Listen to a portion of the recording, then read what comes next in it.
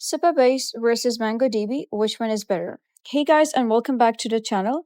In this video, I'm going to give you a comparison of Supabase and MongoDB to help you decide which fits your project's needs best. Let's start with what each one actually is. Supabase is a backend as a service built on PostgreSQL. It launched in 2020 and provides a real-time database, authentication, file storage, and even auto-generated APIs, all out of the box.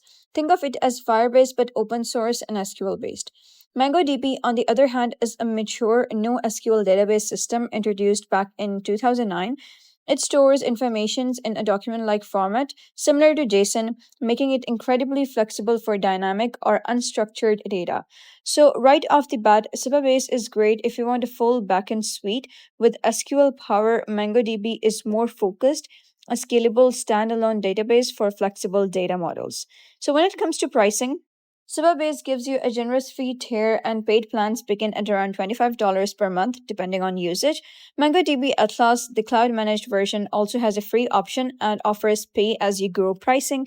It's ideal if you need to scale gradually without upfront costs. So, both have cost effective starting points. Your total cost will depend on your scale and features needed.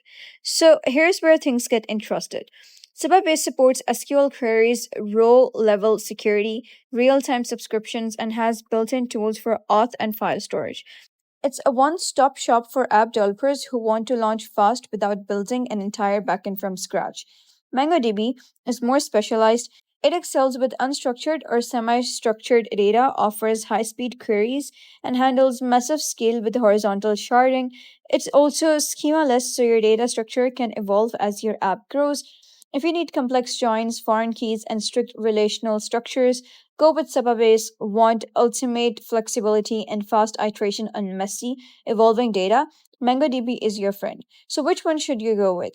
Pick Supabase if you want to build fast, use SQL, and have built in authentication, file storage, and APIs right away. Choose MongoDB if you need flexible data models, massive scalability, and you already have your backend logic sorted elsewhere. And here's a bonus tip: you can use both together. Use MongoDB for document heavy or analytics data, and Supabase for structured business logic and user management. So that's it for the quick comparison. Which one are you using in your next project, Supabase or MongoDB? Thanks for watching, and I'll see you in the next video.